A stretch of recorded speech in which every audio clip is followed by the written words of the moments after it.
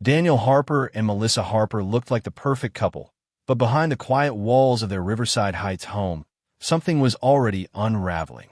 In the early hours of a calm Sunday morning, Daniel sat alone in his home office with a fresh cup of coffee, unaware that this would be the last ordinary moment of his life. Less than an hour later, he would be found dead, and Melissa would become the center of a mystery that divided an entire community. What seemed like a peaceful marriage would soon reveal hidden financial secrets, private fears, and a timeline that didn't add up. The question that would haunt everyone from that day forward was simple but chilling.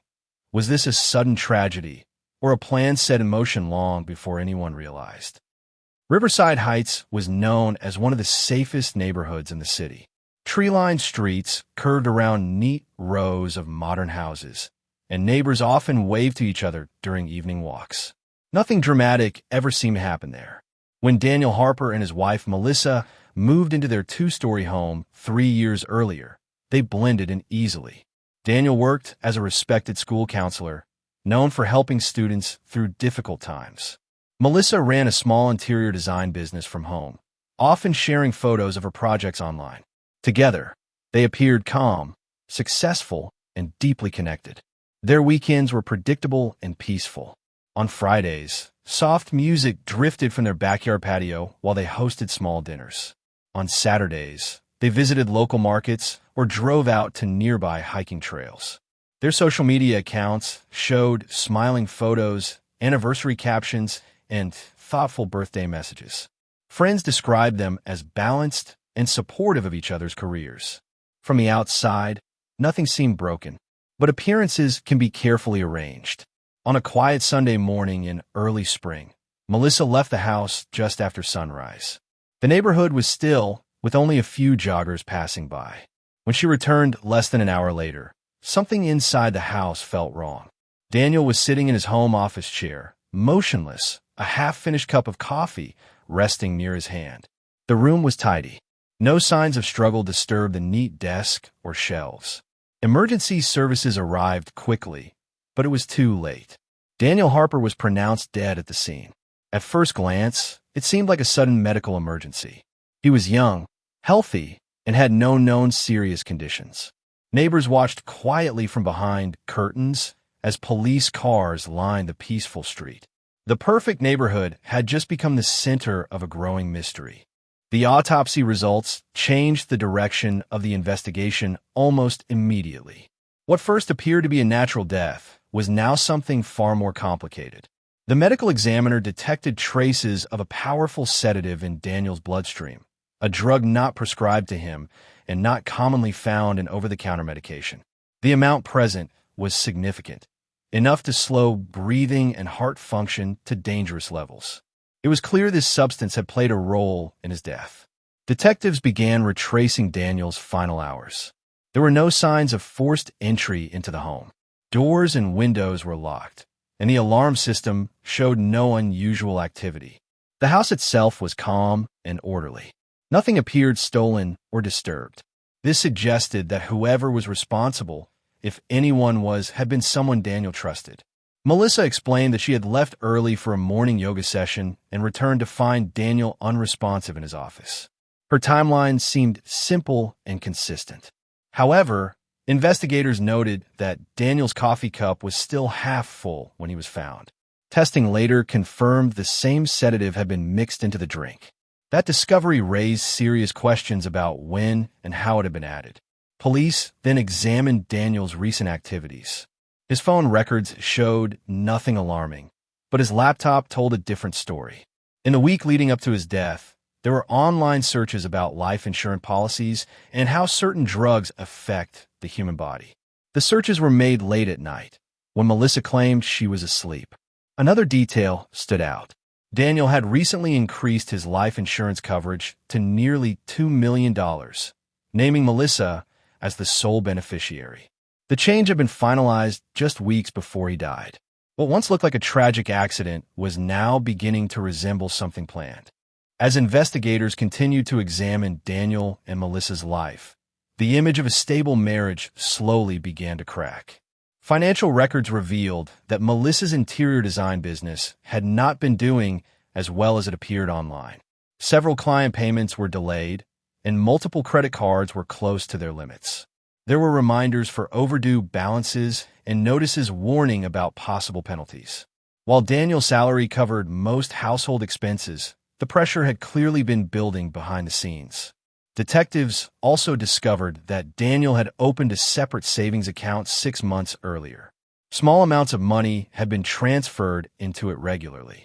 The account was private, and Melissa's name was not attached to it. Bank statements suggested Daniel had been preparing for something significant.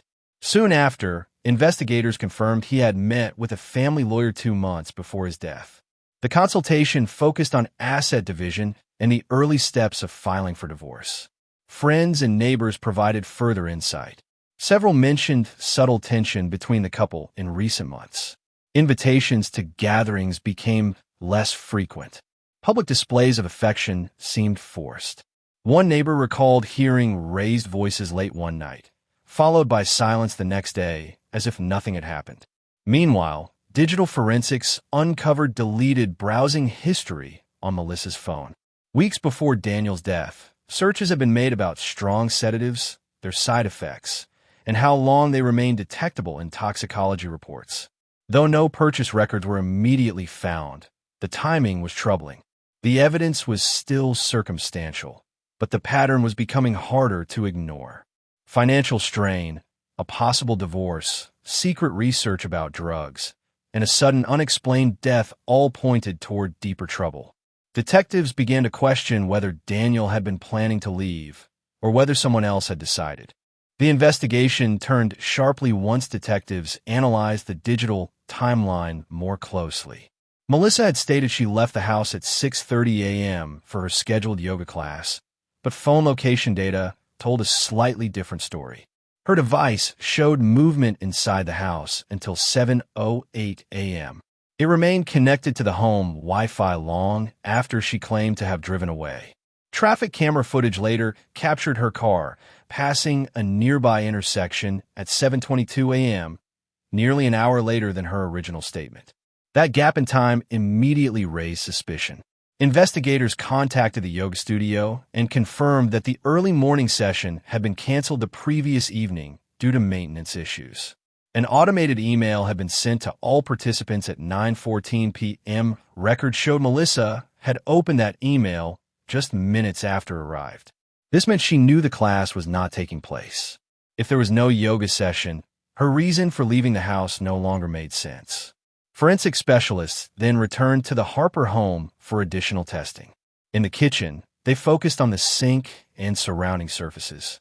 Laboratory analysis revealed faint traces of the same sedative found in Daniel's bloodstream. The substance appeared diluted, suggesting something had been rinsed or washed away. Although no container was recovered, the chemical presence was confirmed. The coffee cup from Daniel's office was re-examined. The residue inside matched the compound found in both his body and the sink drain. The concentration suggested the drug had been dissolved into a warm liquid shortly before consumption.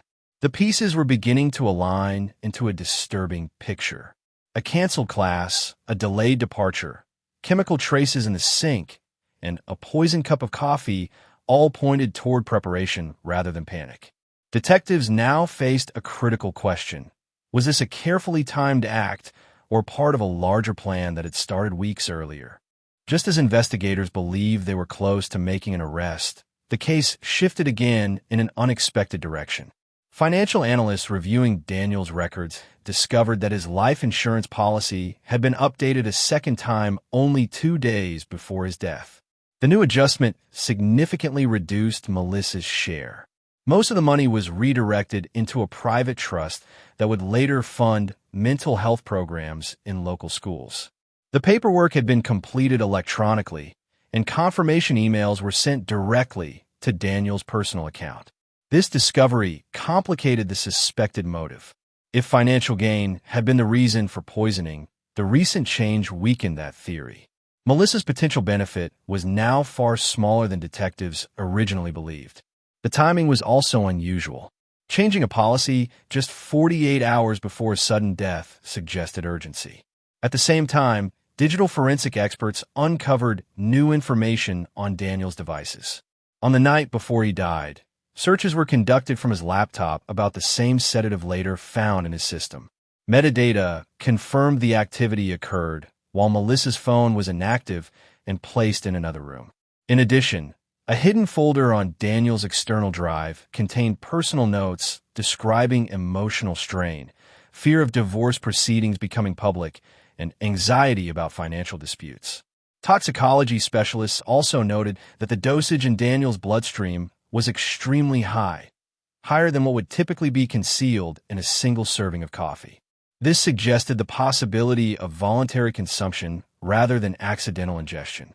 With evidence pointing in two different directions, prosecutors hesitated. There was suspicion, but no direct proof tying Melissa to administering the drug. At the same time, Daniel's recent behavior hinted at private struggles. Public attention grew as media coverage spread beyond Riverside Heights. News reports questioned whether the peaceful neighborhood had hidden darker secrets all along. Online discussions quickly divided into two sides. Some believe Melissa had carefully planned the poisoning, pointing to the financial pressure and deleted searches. Others believed Daniel's private notes and sudden insurance changes suggested something far more complex. The uncertainty turned the case into a constant topic of debate. Investigators continued examining overlooked details. Forensic accountants studied the couple's transactions from the previous year. They found that Daniel had recently withdrawn a large sum of cash from his private savings account. The money was never deposited elsewhere, and no major purchases were recorded. Its purpose remained unclear. At the same time, Melissa's business records showed signs of slow recovery, including 2 new contracts signed just days before Daniel's death. This weakened the argument that she was financially desperate. Attention then shifted to the house itself. Specialists recreated the timeline of that morning using digital data, appliance activity logs, and environmental sensors. The coffee machine had been activated at 6:42 a.m. Daniel's smartwatch recorded elevated heart rate levels around 7:05 a.m., followed by a rapid decline. Melissa's phone showed brief movement between the kitchen and hallway during that same period. However, none of this confirmed who prepared the coffee or added the sedative. No fingerprints were found on the cup beyond those belonging to Daniel and Melissa, which was expected inside their home. There was also no packaging, prescription, or clear purchase record tied directly to either of them. As weeks passed, the investigation reached a frustrating standstill. Each new discovery seemed to support both guilt and innocence at the same time. Months into the investigation, the focus shifted toward intent rather than opportunity. Detectives began reconstructing the final 3 months of Daniel's life in greater detail. Emails, calendar entries, and phone metadata were arranged in chronological order to reveal patterns that were not obvious at first glance. What emerged was a timeline filled with quiet but significant changes.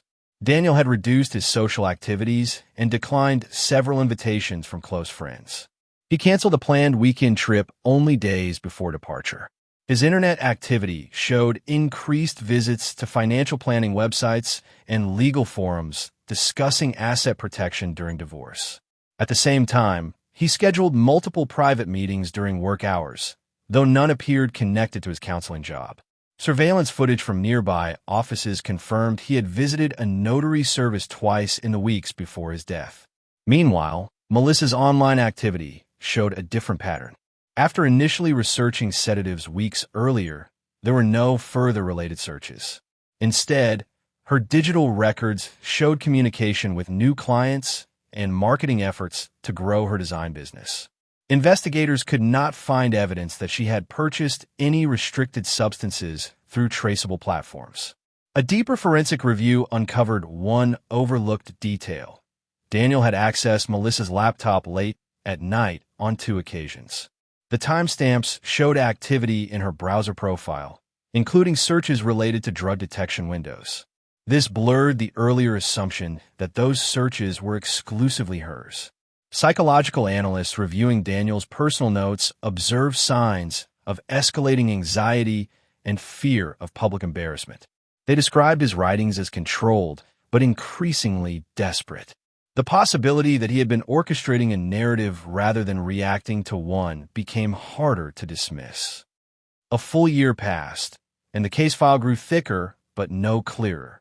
Prosecutors reviewed every report, every lab result, and every digital record. Despite strong suspicion and intense public pressure, they concluded there was not enough direct evidence to charge anyone. The absence of a clear purchase trail for the sedative remained a critical gap. Without proof of who obtained it, the theory of intentional poisoning could not stand firmly in court. Independent forensic experts were invited to reassess the toxicology findings. They confirmed the drug level in Daniel's system was consistent with deliberate ingestion of a concentrated amount. While it could have been mixed in a coffee, the concentration suggested it may have been consumed separately as well.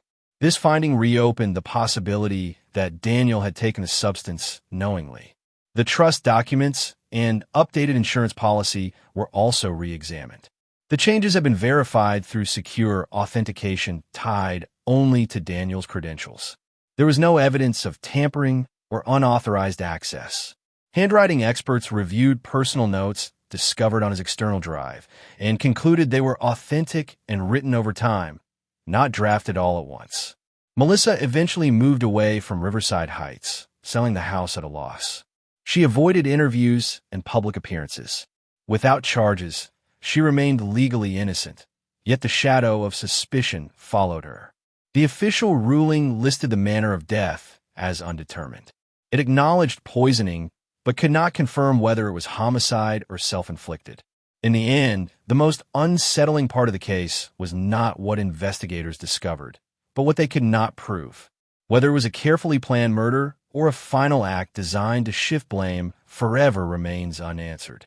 The question still lingers. Did someone plan this in advance?